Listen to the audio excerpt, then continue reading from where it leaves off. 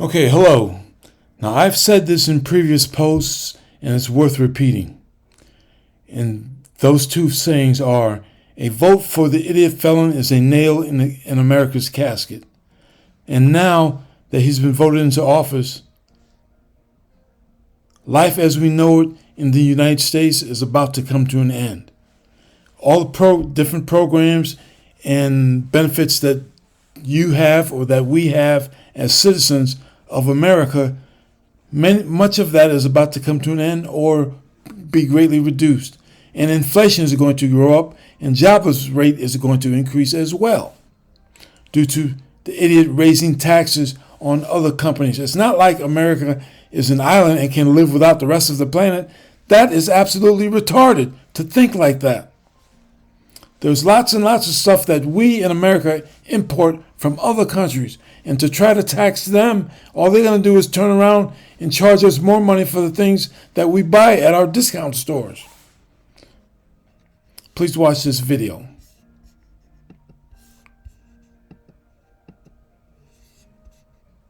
Folks, these stories keep pouring in. Every day, more and more Trump voters are starting to lose it as they are hit with a major reality check about the person they voted for. Some of them are panicked about Trump's cabinet picks. Some are realizing that he is going to be a disaster for the economy. Some are realizing that the programs they rely upon are being targeted for removal.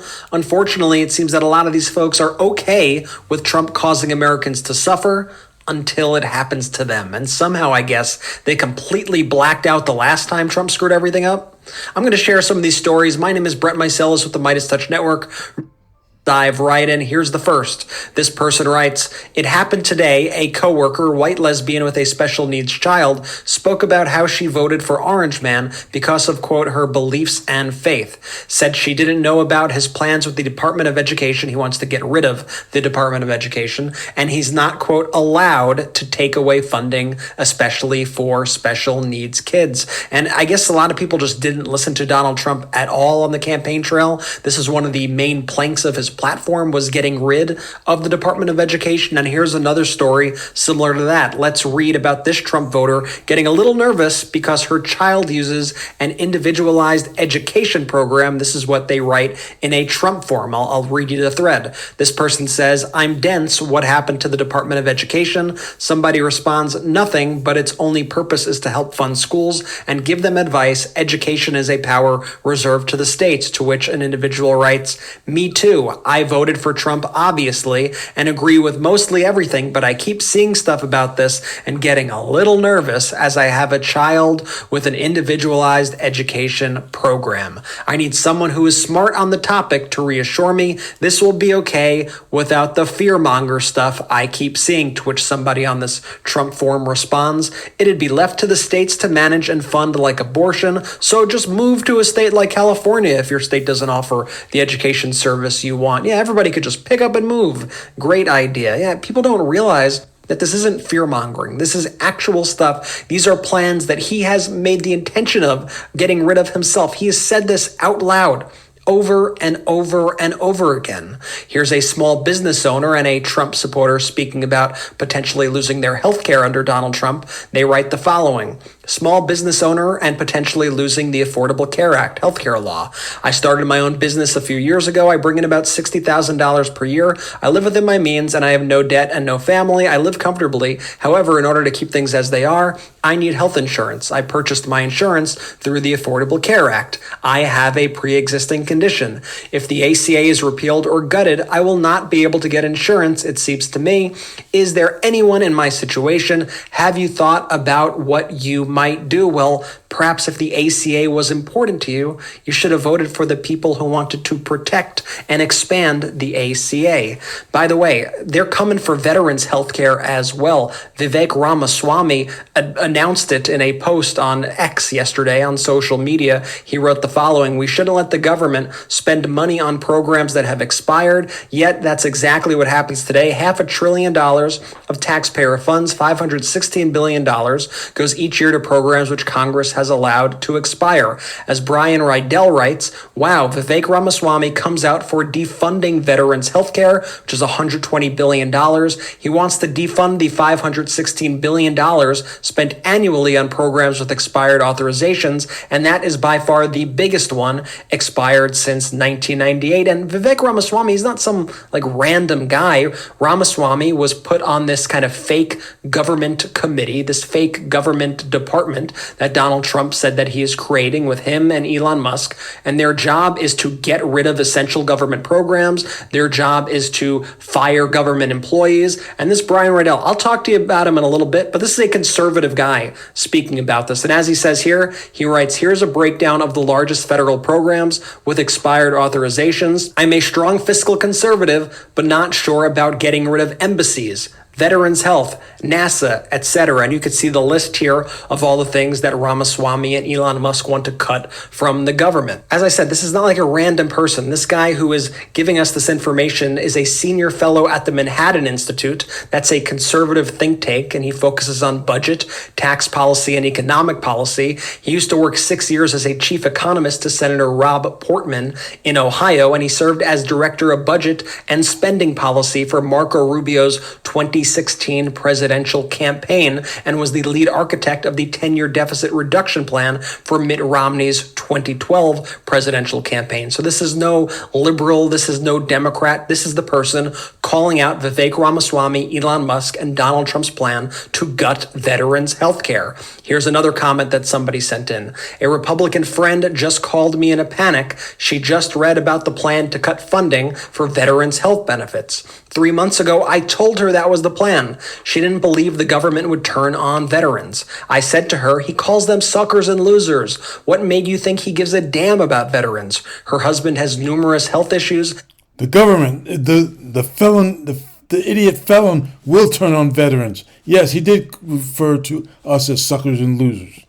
Relies solely on the VA. I told her she'd better prepare herself for what's coming for her. I don't understand where these people get the idea that Republicans are good for veterans. This is the same party that voted over and over and over again against the bill, the PACT Act, which provided health care to veterans who were exposed to toxic burn pits. And it wasn't until there was a lot of pressure from folks like you and from people like Jon Stewart shaming them into voting for this bill that it got passed, thanks to President Biden and Vice President Kamala Harris, that this got passed. Yet they thought it would be so shocking if Republicans did this, if they took power. This is exactly what happens. This is why you have to watch what they do and not just what they say. Here is a comment in the RFK Jr. for President subreddit about Matt Gaetz. They write, Matt Gaetz picked as Attorney General. It's being reported now on cable news. Saw on CNN. Really? Gaetz? He is the worst man. Trump really picks people based on loyalty rather than competence. Gaetz is a gross pick in my opinion. And one of the commenters writes, wow, I want to off myself for my vote now. We knew this about Donald Trump beforehand, didn't we? We all knew this about Donald Trump. I'm not sure how you got deluded along the way, but everybody knew this is exactly what Donald Trump does. Here's a post from the conservative subreddit about Matt Gaetz as well. This person says, I don't want just a MAGA for 4 years. I want a Republican Party that is conservative and appeals to the majority of Americans for the next generation and beyond. Gaetz does not serve that goal. Trust is earned in drops and lost in buckets. And another conservative person responded to them writing, the traditional conservative Republican Party you want is gone. It died in 2015. Yeah, this MAGA movement is not conservative. I don't even think Trump calls it conservative at this point. It's an authoritarian, weird, fascist, just bizarro movement. I don't know how you could think that this is in any way conservative. By the way, a conservative writer, Ben Dominic, this is the guy who is married to Meghan McCain. He's the editor-at-large of The Spectator World and co-founder of The Federalist. These are two of the most influential hubs of conservative thought, had this to say about Matt Gaetz. He wrote the following. Matt Gaetz is a vile sex pest, and any senator who votes for him owns that. He says, I realize that we are occasionally given to hyperbole about the untoward nature of politicians, but let me be clear, Matt Gaetz is a sex trafficking, drug-addicted piece of shit. He is abhorrent. His eyes are permanently rimmed with the red rings of chemical boosters. In person, he smells like overexposed Axe body spray and stale Astroglide. The fact that he boasted on the floor to multiple colleagues in the House of Representatives of his methods of crushing Viagra and a high-test Red Bull to maintain his erection through his orgiastic evenings is perhaps the least offensive of many of his crimes against womanhood and Christian faith. The man has less principles than your average fentanyl-addicted hobo. He likes them underage, and he is not ashamed about it. Ben Dominic not mincing words there about Donald Trump's pick, and you could kind of say a lot of the same things about Donald Trump if I'm being honest. This is a senior editor at the National Review, another top conservative publication. This is about the Robert F. Kennedy Jr. pick to lead the Health and Human Services Department. Charles C.W. Cook, the senior editor of National Review, writes, another disaster pick. This is just a complete and total mess, folks. And speaking of these picks that I mentioned, did you know that Donald Trump has announced plans to nominate around 7 men to cabinet posts, and 3 of them have been accused of sexual misconduct?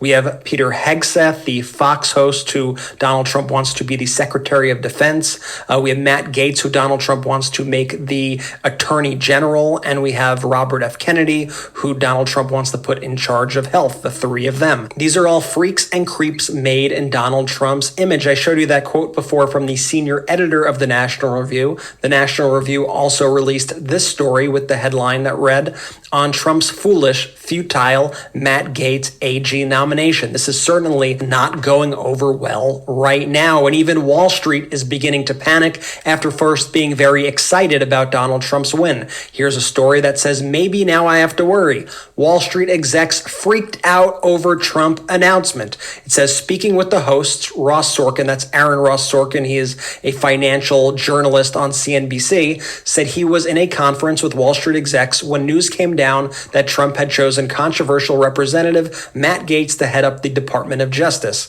As he recalled, I was at a conference yesterday and there were a whole bunch of investors when the news came down, and I would say up until that moment, so many of them had a big grin on their face about where the market was going, the economy, all of that. When it first came across the phone, there were people, including, by the way, myself, who thought it was a parody account, who literally thought it was The Onion, and they didn't believe it, and the shift in tone went from, wow, we're going to have a great economy and all of these things, and I don't have to worry, to, okay, maybe now I have to worry, was like in the blink of an eye. And then all night it was the same thing with my phone lighting up from people in the business community who I think are still hopeful in their own ways about economic issues and the like, he elaborated. But when it comes to law and order, when it comes to the Justice Department and what this is ultimately going to look like, what prosecutions are going to look like, that threw a lot of people back on their feet. I don't know where anybody gets this idea that Trump would be good for the economy. He tanked the economy the last time. He's the only president other than Herbert Hoover to leave office with fewer jobs than when he entered. He completely crashed the stock market,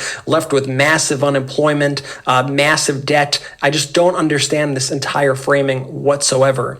This is a person who shared the following texts. They wrote, my MAGA cousin who voted for Trump's texts in the family group chat with a lot of crying, laughing emojis. This person's MAGA cousin wrote, after reading the econ lecture notes, I've come to the conclusion that not only will grocery prices not drop, but the produce and other products will get worse. It's a lot to type and I'm in public, but will expand upon my reasoning later, but expect no longer finding green bananas. Good luck on citrus, especially since limes and lemons are exported. I think they mean imported. They're imported into the U.S. Dessert and pastry prices will skyrocket. Yeah, that's what tariffs do. That's what tariffs are. They are designed to increase prices. They are a tax ultimately on the consumer. The consumer will pay that tax. The foreign country, they don't pay that tax. You pay the tax. The American business pays that tax. That's how tariff works. That's Econ 101. I'm glad you're in the class. I'm glad you're learning. A little late, but here we are.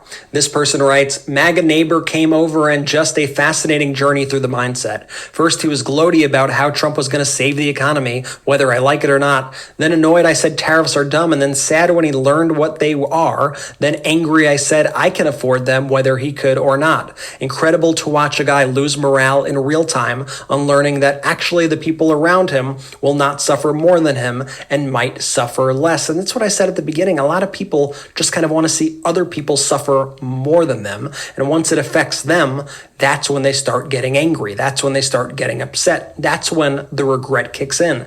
I wish it didn't have to come to that. I wish people could acknowledge that nobody should be suffering, but that is the mindset of these Trump voters, or at least far too many of them.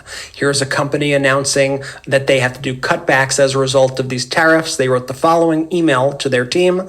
Team, in light of recent events regarding the election, we are now facing severe headwinds in the form of tariffs that would adversely affect the company in 2025. Tariffs on the order of 20 to 100% are in play for 90% of our supply chain vendors. VPS pays tariffs directly as a tax, which will negatively impact sales and profits once implemented. To prepare for this looming challenge, VPS is pre-ordering a surplus of inventory in an effort to delay the impact of tariffs. This investment will tie up cash but position VPS to hopefully weather the coming storm of increased supply chain costs. Sadly, this means there will be no Christmas bonus this year. The future is uncertain, and we must take the actions necessary to protect the company. We're sorry to be facing yet another period of hardship and sacrifice. Thanks for your loyalty. And then they give an explainer of. So, in a nutshell, my understanding of what he's talking about as far as tariffs go is because the idiot felon is choosing to add tariffs to items that come from China, China is just going to increase their price, what they charge for those things that we import from them.